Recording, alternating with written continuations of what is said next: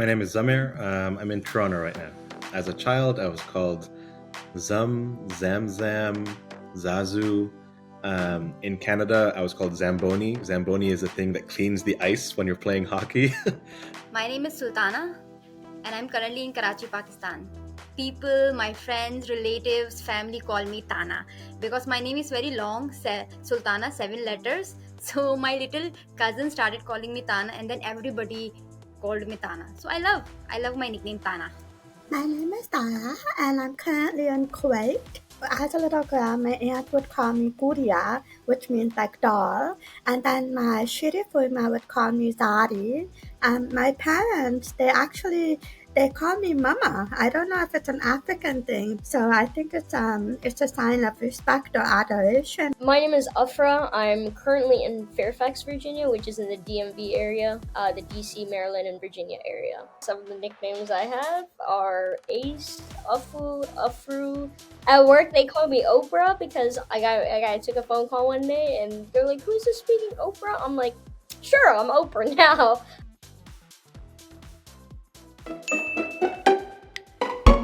Who here played with Legos? Who here played video games? Who here had an imaginary friend? Who here's a little nervous right now?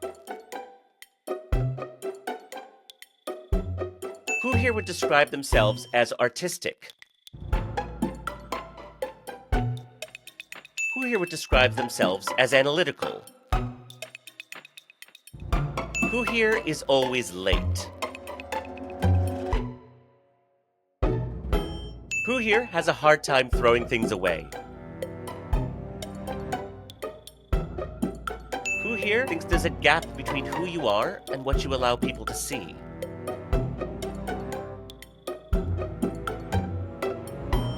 Who here at this point in their lives is looking for friendship? Who here is looking for love? Who here is a foodie? Who here listens to music as an escape? Who here has experienced prejudice or racism? Who would like to break a bad habit? Who would like to move somewhere else someday? Who here makes a great cup of chai? What is a challenge that you are facing in your life right now? I have done masters in mass communication and now I'm planning to study ahead but with job.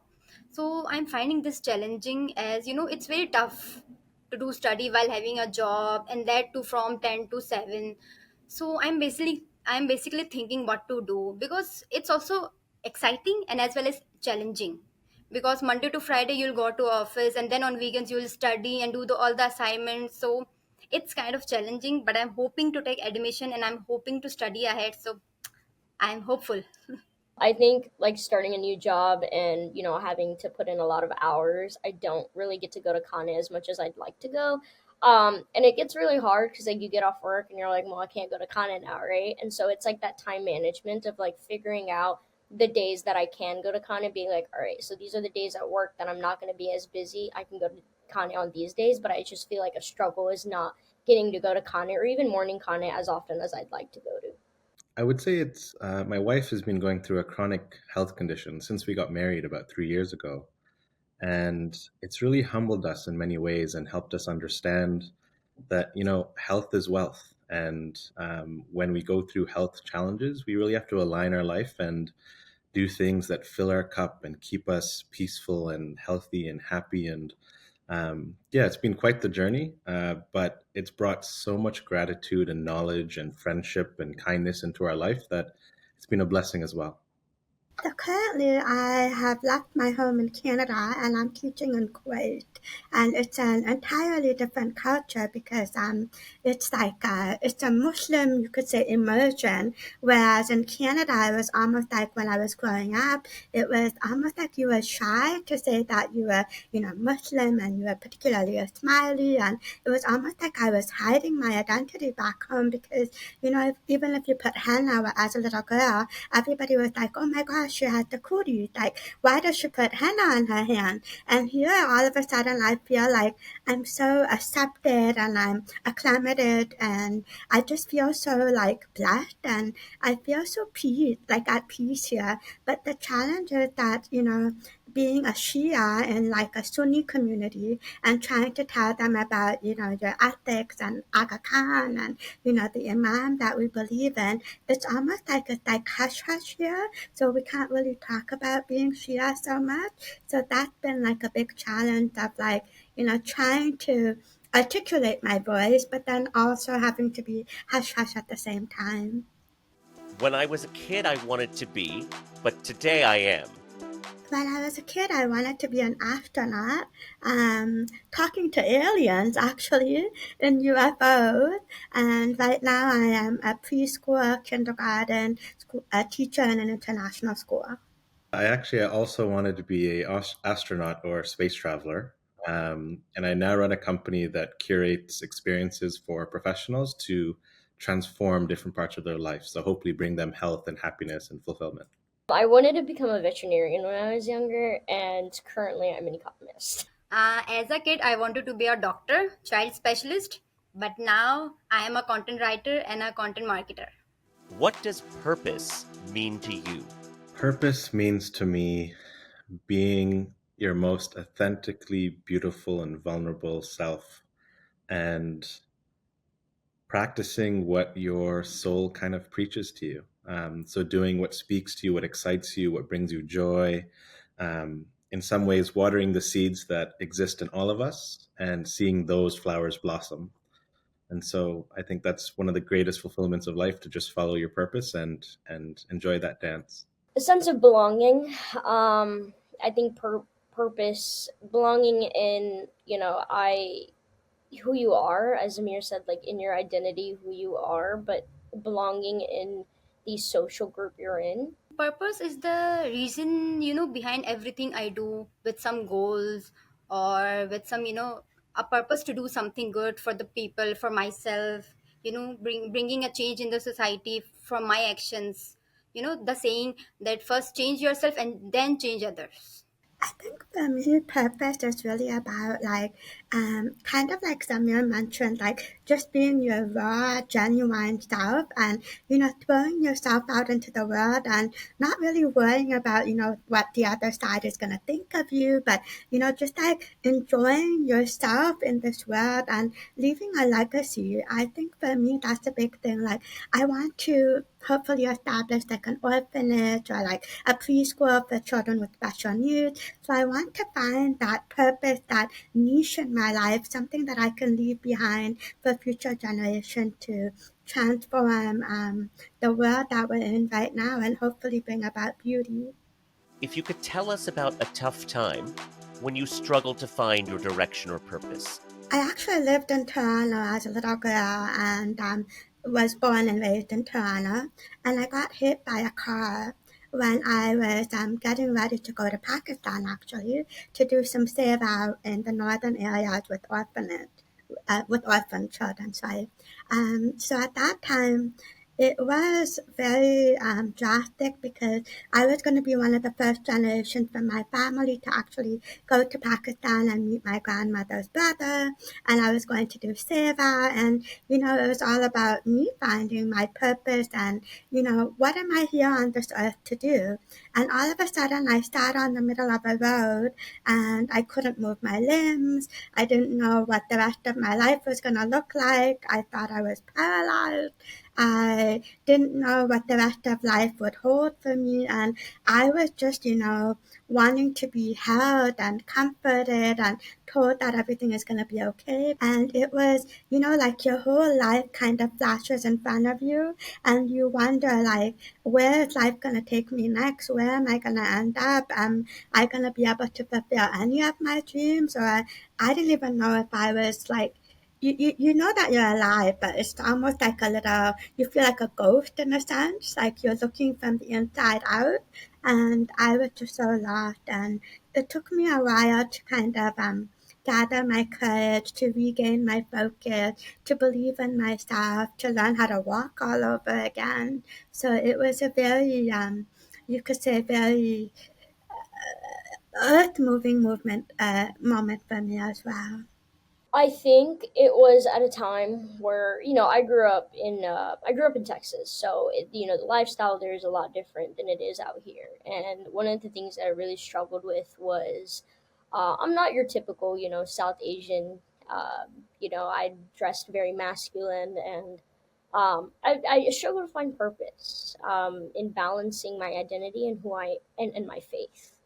And that there was a part in my life where I think I was in middle school, and you'd be like, oh, like, I had a girl that was like, why are you wearing that in Shmathkana? And it's I was like, well, am I welcomed? A question that went through my head was, am I welcome in Mola's house, right? Because that is Mola's house. Like, am I welcomed? I struggled for a very long time to navigate between my identity and my faith for a very, very long time after that. But I know that was a very pivotal and very, very challenging point in my life to balance these two things out that mean the world to me and make up who I am as a person. Like I said, I wanted to be a doctor, so I tried hard to fit into a or get into a, university or take admission, but I was failed. I was giving tests, and then I got failed again and again. That time I literally felt like a loser, that oh, I can't do anything, oh, it's not meant for me, oh, I'm literally a loser. But then I thought, it's okay, it's all right, I can do other things, there are other scopes as well. And then I didn't took a gap, I just get into another university, and then I did my masters in mass communications, and now I'm at a good job where I'm doing fun things for my audience, and I'm handling social media, so I'm kind of proud of myself. Throughout many periods of my life, high school, university, even some periods in the last 2 years, I would feel stuck. I would feel like, wait, what's next? Who am I? And how do I express that in this world? And so I've often sought mentorship. And there's a couple of things that come to my mind. One, I was speaking to an uncle and I said, uncle, I'm so lost. And he said, wow, Mumbaraki, congrats. I said, what do you mean? He's like, well, you can't find anything if you don't get lost. And so I was like, oh, wow, okay. I didn't think about that. And then there was another uncle of mine, and he said, build your compass. I said, what does that mean? He's like, well, your compass knows the way.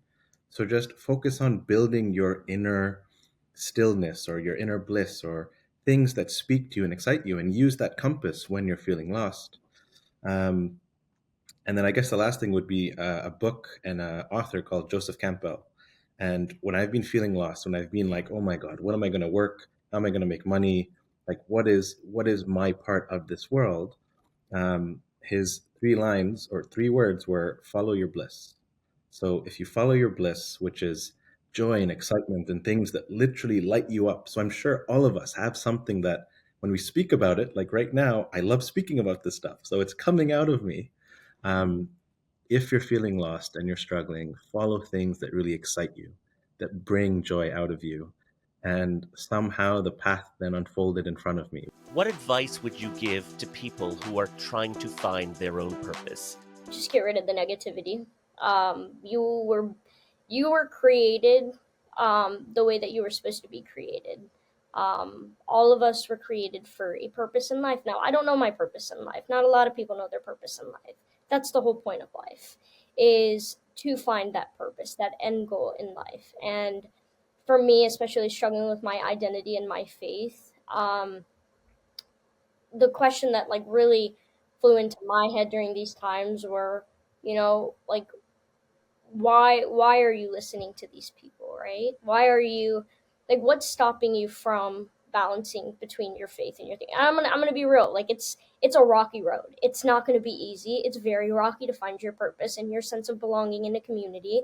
But for me, what gave me hope was, as long as I have faith, and as long as I have trust in finding that purpose, I know everything will align. Because everything will align. You just have to trust, believe, take a deep breath, and take it day by day. Not everything's gonna align in overnight, and I had to learn it the hard way. And that's the point of life, is that purpose. It'll come to you. It'll come to you. I can promise you that. But it takes time, and you just have to let time do its thing. Yeah, firstly, don't compare yourself to others because you will only feel bad. Everybody takes a different time to do different things. Somebody gets their job earlier, some does not. So it doesn't matter. And secondly, don't rely too much on social media. Social media is not real. You're not posting your real stuff. You're just posting your happiness. You're not posting sadness or any other element or any other part of your life. How important is purpose to you in your daily life? I think for me, it's become so important, especially now. I'm heading towards my 50s in the next couple of years. And you know how they say that kind of like midlife crisis is almost coming for me. And, I'm trying to see like, what did I do in the last 50 years of my life? What do I want the next 50 years to look like? And I'm always looking for the sunflowers because I love flowers. So everywhere I go, every little experience I have, it's almost like I'm building like a tapestry, like a quilt of, inspiring people that I've come across that I emulate to be like, or I want to pick up a trait from them that I admire that I don't really see in myself. So I think a sense of purpose is so important because it's almost like, the pieces of me coming together. Like if you think of like a little piece of pottery in somebody's hand that, they're sculpting, all these little pieces are coming together to build a beautiful phase of my life. And I always tell my students, and I think that I should practice what I tell them, but I don't always do it. Honestly, at the end of the night, trying to write like a little, you could say like a little diary, or it could just be like a little thought bubble, or it could just be like, little cartoons. I love drawing little cartoons. Just stuff like, what did you do today? Or where do you see yourself? A little vision board that you want to see to come to life, because I find that when I actually see it, I put it up and, I walk into it, or I create my environment around me that kind of surrounds me with that sort of inspiration. It's almost like life takes you in that direction mysteriously. Purpose is my motivation in life. I do think it's a big motivator. When you have found that purpose, it's like you use it to, like, it's my reason to get out of bed. It's my reason to, maybe my purpose is very small, but it can make a big difference in someone else's life. And it's a way to just navigate. It's like God is utilizing me as a source for someone else to find that purpose, because you never know who's going through the same thing as you are. And so I get to wake up every day, and I get to, find that person that needs to hear, my struggle, so that they can find their purpose in life and have that motivation go through with them. Purpose is my reason for being. Since as long as I can remember, I've always questioned, well, who am I and what am I meant to be doing? And I'm now in a place where I am so blessed and I'm so privileged that I believe I'm enacting my purpose on a daily basis. And as I water those seeds that exist in our soul, I think all of us live with those seeds in our soul.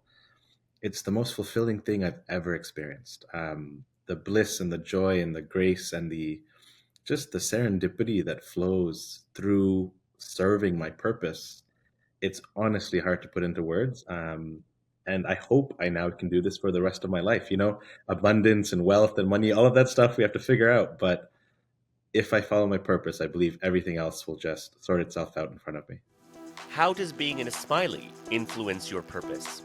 I'm not sure if you remember, but many years back, early childhood was not even really spoken about, or it was almost kind of, put under the carpet. And people thought if you interacted with little ones and you had conversations and, you were trying to kind of inspire them, and we were trying to, create environments that were very enabling for their growth and development.